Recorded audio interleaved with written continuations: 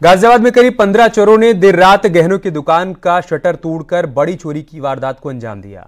Showroom के मालिक का दावा है कि करीब 50 से 60 लाख रुपए के गहने चोरी हो गए। वहीं पुलिस सीसीटीवी कैमरे के वीडियोस खंगाल रही है और कई टीमों का गठन किया गया है जो कि चोरों की तलाश कर रही हैं।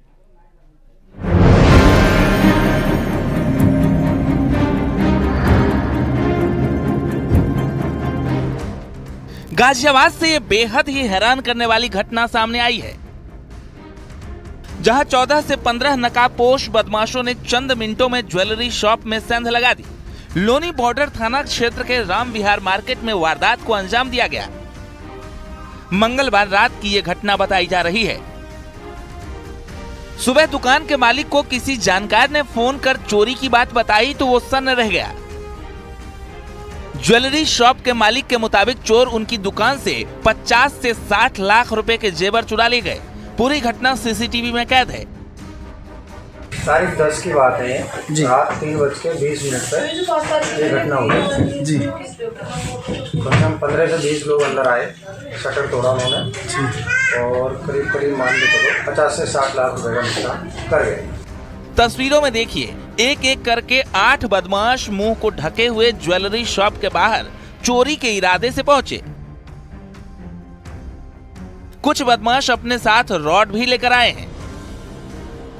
तभी अचानक से उन्हीं में से एक बदमाश ज्वेलरी शॉप के शटर के पास जाता है और लोहे की रॉड से उसका लॉक तोड़ने की कोशिश करता है।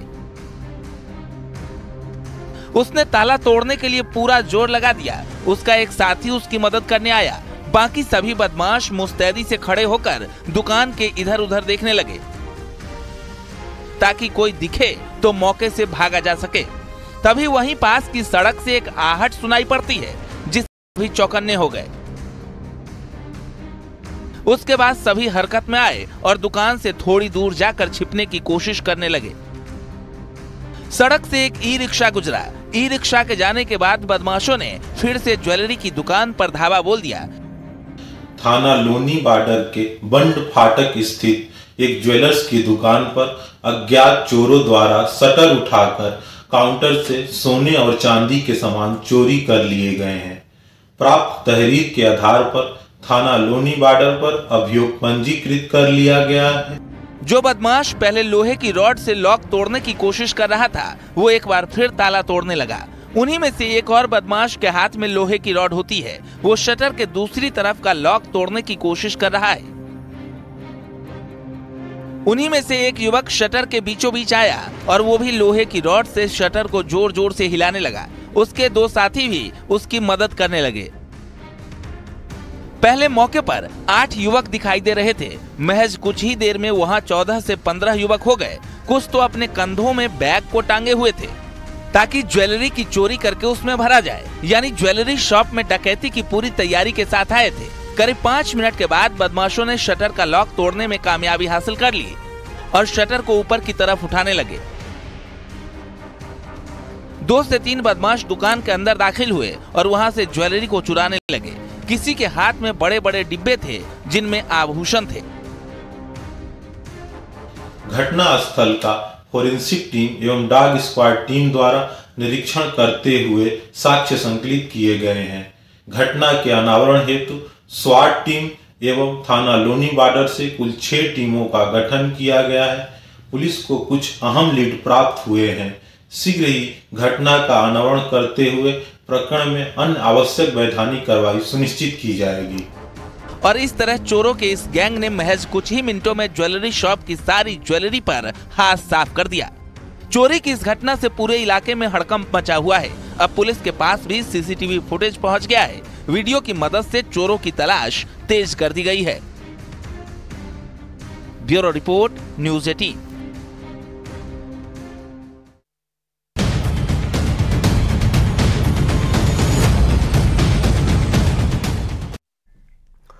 उधर कन्नौज में गहनों के व्यापारी को गोली मारने वाले 2 बदमाशों का आज पुलिस ने एनकाउंटर कर दिया, जिसमें एक की मौत हो गई और दूसरा घायल हो गया। 5 जनवरी को हुए हत्याकांड को सुलझाने में पुलिस ने 5 टीमें लगाई थीं और पुलिस को बदमाशों के पास से लूट का करीब 20 लाख रुपए का माल भी बरामद हो गया।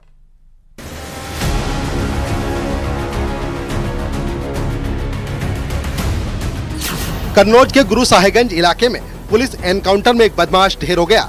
उसके दूसरे साथी को गोली लगी। हॉस्पिटल में बदमाश का इलाज चल रहा है। बदमाश इजहार और तालिब बाइक पर कहीं जा रहे थे। पुलिस ने गुरु साहेबगंज पुलिस स्टेशन के पास उन्हें रुकने का इशारा किया। खुद को फंसा देखकर बदमाशों ने पुलिस टीम पर फायरिंग कर दी। बदमाशों के साथ फायरिंग में गुरु साहेबगंज कोतवाली में तैनात सिपाही अमन सिंह और विनय कुमार घायल हो गए। इनका भी अस्पताल में इलाज जारी है। दोनों बदमाश 5 जनवरी को गुरु साहेबगंज में ज्वेलर्स की हत्या और लूट के मामले में शामिल थे। पुलिस ने बदमाशों के कब्जे से लूटे गए जेवर और नकदी बरामद कर ली है, जिसकी कीमत करीब 20 लाख रुपए बताई जा रही है। 5 जनवरी 2024 को थाना गुरसाहिबगंज क्षेत्र अंतर्गत एक सराफा व्यापारी नायाब अपने 2 पुत्र अयाज और कासिद के साथ बाइक पर अपनी मलिकपुर में दुकान बंद कर अपने घर समदन में जा रहा था। बीच रास्ते में 2 बदमाशों ने इनके साथ लूट की घटना कारित की। अयाज जो बाइक चला रहा था उस पर तमंचे से फायर किया, जिसमें घायल अयाज को कानपुर इलाज के लिए ले जाया गया। इलाज के दौरान हॉस्पिटल में उसकी मृत्यु हो गई। इस पूरी घटना में तत्काल मुकदमा थाना गुरसाहिबगंज पे पंजीकृत किया गया। घटना के अनावरण के लिए 20 से अधिक टीमों का गठन किया गया, जो अनवरत इस घटना के अनावरण के लिए लगी हुई थी। 5 जनवरी की रात मलिकपुर में अयाज और कासिफ अपनी ज्वेलरी शॉप को बंद कर घर वापस लौट रहे थे। तभी बाइक पर आए बदमाशों ने उन्हें घेर लिया। बदमाशों ने अयाज को गोली मारकर घायल कर दिया और उनका बैग लूटकर फरार हो गए। अस्पताल में अयाज ने दम तोड़ दिया था। वारदात के बाद से पुलिस दोनों बदमाशों का पता लगाने में जुटी थी। बदमाशों की पहचान कर पुलिस उन पर निगरानी कर रही थी। पूछताछ में इन्होंने ये भी बताया कि इसमें लूट का कुछ सामान इन्होंने अपने एक अन्य साथी के माध्यम से सोनार को बेचा है। इनके पास से कुल 250 ग्राम सोना, आधा किलो चांदी, 4,30,000 रुपये नकद और साथ ही घटना में प्रयुक्त अपाचे बाइक जो यूज़ की गई थी वो भी बरामद की गई है। इन सभी को इलाज हेतु हॉस्पिटल भेजा गया था। इसमें इलाज के दौरान जो इजहार है इसकी मृत्यु हुई है। इस पूरी घटनाक्रम का सफल अनावरण करने के लिए पूरी टीम को एडीजी जोन कानपुर सर द्वारा 50,000 का इनाम घोषित किया गया। अयाज की 15 दिसंबर को मलिकपुर की सोनी के साथ मंगनी हुई थी और 5 जनवरी को उसकी हत्या हो गई। परिवार में शादी की तैयारी चल रही थी, वहीं गम का माहौल हो गया। घटना के बाद से अयाज की मंगेतर सोनी गुमसुम रहने लगी थी। बाद में उसने फांसी लगाकर खुदकुशी कर ली। टेंशन में खामोश रहती थी वो। इतनी उनने कही कि हमारा नसीब खराब है, इतनी बात तो हम सिर्फ पापा से कही और कोई बात नहीं थी। अच्छा, तारीख शादी तय हो गई थी कि केवल मंगनी हुई थी? मंगनी हुई थी, तारीख नहीं बनी थी।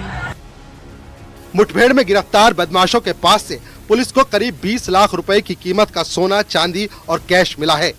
पुलिस ने बदमाशों को पकड़ने के लिए कई टीमें गठित की थी। मैंने 50,000 का तो एक रिवॉर्ड तत्काल ही घोषित किया है, लेकिन साथ के साथ इसमें एसपी ने जिस तरह से कार्य किया है उनको एक अलग से कमेंडेशन और डीजीज कमेंडेशन के लिए मैं रिकमेंड कर रहा हूं। इसमें इनके साथ कुछ और भी साथी हैं जिनके बारे में अभी फर्दर इंटेरोगेशन होगा, जो बदमाश पकड़े गए हैं उनसे, और उन तक भी हम लोग पहुँचेंगे।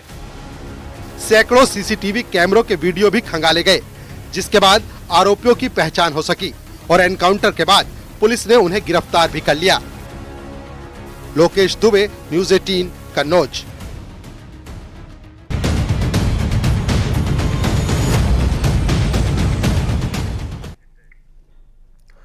शामली में एसटीएफ की छापेमारी में आईएसआई के एजेंट तहसीम को पुलिस ने गिरफ्तार किया। उसके कब्जे से संदिग्ध सामान बरामद किया गया। तहसीम के खिलाफ पहले भी 2 केस दर्ज हैं। आरोपी तहसीम आतंकी कलीम का भाई है। पुलिस के मुताबिक तहसीम का पाकिस्तान आना जाना लगा रहता था और उसके पाकिस्तानी हैंडलर के साथ संबंध भी है।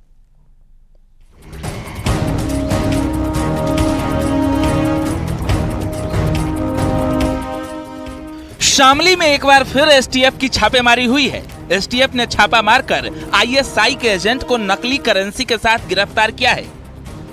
एसटीएफ की 5 सदस्यीय टीम ने मुखबिर की सूचना पर गढ़ी सखावत के पास से मोटा उर्फ तहसीम को गिरफ्तार किया है। उसके पास से संदिग्ध सामान बरामद हुआ है। तहसीम के खिलाफ पहले भी 2 केस दर्ज हैं। पुलिस को काफी समय से तहसीम की तलाश थी। आरोपी तहसीम आतंकी कलीम का भाई है। पुलिस के मुताबिक तहसीम का पाकिस्तान आना जाना रहा है। उसके पाकिस्तानी हैंडलर से भी संबंध रहे हैं। पूछताछ के दौरान इसने बताया कि ये और इसका भाई जो कलीम है, ये पाकिस्तान आते जाते रहते हैं तथा वहां इनकी मुलाकात आईएसआई हैंडलरों से हुई, जहां इन लोगों को ये लालच दिया गया कि हम तुम्हें आवश्यक संसाधन, पैसा तथा कुछ असलाह इत्यादि देंगे और उसका उपयोग आप भारत में विभिन्न जगहों पे विध्वंसकारी घटनाएं कारित करने में लगाएं तथा यहां जगह जगह सांप्रदायिक सौहार्द को बिगाड़ने की कोशिश करें। एसटीएफ ने कलीम के भाई तहसीम को भी आतंकवादी गतिविधियों और आईएसआई का एजेंट होने के आरोप में गिरफ्तार किया है। एसटीएफ मेरठ यूनिट ने फरार एजेंट को मेरठ करनाल हाईवे पर स्थित गढ़ी सखावत पुल के नीचे से गिरफ्तार किया है। तहसीम को शामली कोतवाली पुलिस के हवाले किया गया है। तहसीम और इसका भाई फर्जी सिम प्राप्त कर व्हाट्सएप के जरिए आईएसआई एजेंट दिलशाद और मिर्जा के संपर्क में भी थे। शामली के मोहल्ला नौकुआ में रहने वाले 70 साल के नफीस अहमद अपनी 65 साल की पत्नी अमाना के साथ पाकिस्तान गए थे। उनके साथ 35 साल का उनका बेटा कलीम भी था। जुलाई 2022 में लौटते वक्त बाघा बॉर्डर पर पकड़ लिया था और पाकिस्तान की जेल में डाल दिया गया था। अगस्त 2023 में तीनों पाकिस्तान की जेल से रिहा हुए थे। पाकिस्तान रेंजर्स ने तीनों को सीआरपीएफ को सौंप दिया था। कड़ी निगरानी में परिवार के लोगों को शामली लाया गया था। हालांकि कुछ दिनों बाद ही एसटीएफ ने कलीम के आईएसआई होने का खुलासा किया और उसे जेल भेज दिया। गिरफ्तार आईएसआई एजेंट तहसीम को सुरक्षा के बीच शामली कोतवाली पुलिस को सौंप दिया गया है। देश की सुरक्षा एजेंसियां भी अलर्ट हो गई हैं। अयोध्या में राम मंदिर की प्राण प्रतिष्ठा से पहले फरार आईएसआई एजेंट की गिरफ्तारी से स्थानीय पुलिस ने भी राहत की सांस ली है। न्यूज़ 18 के लिए ब्यूरो रिपोर्ट।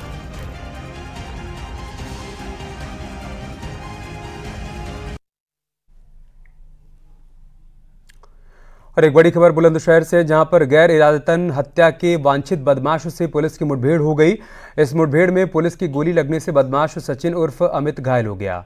बता दें कि थाना ककोड़ से धारा 304 के मुकदमे में शातिर वांछित चल रहा था और पिछले लंबे समय से पुलिस को सचिन की तलाश भी थी। बदमाश ने पुलिस टीम पर फायरिंग की और जवाबी कार्रवाई में पुलिस की गोली लगने से शातिर घायल हो गया। अपने गांव से वह स्टेशन की तरफ जा रहा है। अगर समय से पुलिस द्वारा प्रयास किया जा सके तो पकड़ा जा सकता है। इसी सूचना पर कार्रवाई करते हुए थाना मोबाइल द्वारा इस रास्ते पर गश्त करी गई। गश्त के दौरान एक संदिग्ध व्यक्ति आता हुआ दिखाई दिया, जिसको थाना पुलिस द्वारा रोकने का प्रयास किया गया। अपने आप को पुलिस द्वारा घिरा हुआ देखते हुए उसने भागने का प्रयास किया। पुलिस द्वारा इसे पकड़ने का प्रयास किया गया। इसके द्वारा पुलिस के ऊपर फायर किया गया। आत्मरक्षार्थ की फायर में यह संदिग्ध व्यक्ति घायल हुआ। लखीमपुर खीरी में शराब के नशे में यूपी पुलिस के 2 सिपाहियों ने जमकर हंगामा किया। दुकानदारों और सड़क पर आने जाने वाले लोगों के साथ अभद्रता की। सिपाहियों के कारनामे का वीडियो वायरल हो रहा है। सदर कोतवाली क्षेत्र के नौरंगाबाद चौराहे का वीडियो बताया जा रहा है।